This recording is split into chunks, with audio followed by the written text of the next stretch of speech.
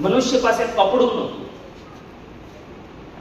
કપડું નહોતું એટલે પછી જેમ જેમ સમજ આવતી ગઈ એમ પછી એવા વૃક્ષોના પાંદડાના એ બનાવતા ગયા અને ધીમે ધીમે એમાંથી એને આઈડિયા આવ્યો અને એમાંથી કપડાનું નિર્માણ થયેલું.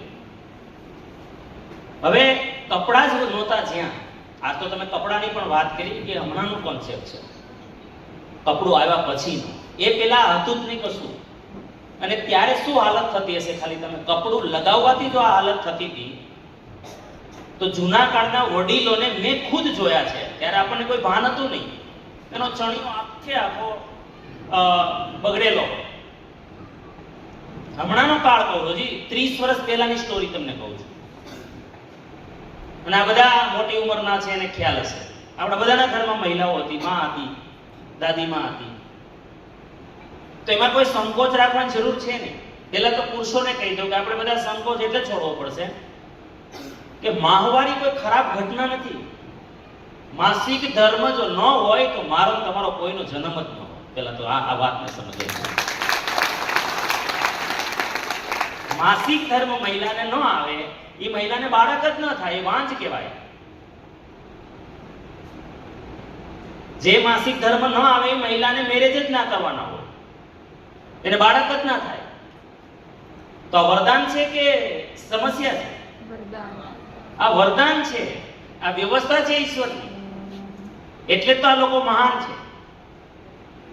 એ પુરુષને નથી આપ્યું અને એટલે તે બાળકને જન્મ આપી શકે છે. એટલે માને જો આપણી જ માને મહાવરી ન હોત, માસિક ધર્મ ન હોત તો આપણો જન્મ જ ના હોત.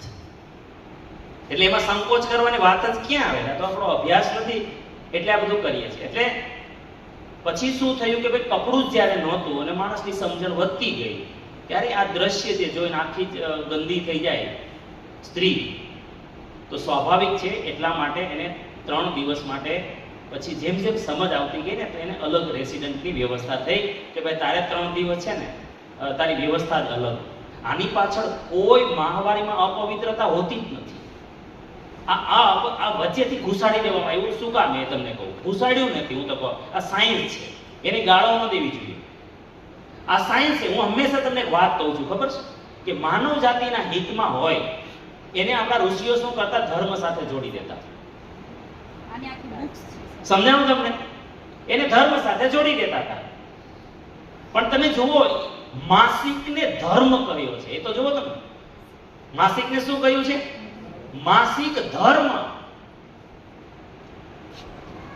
તેથી આ માસિક ધર્મ છે અને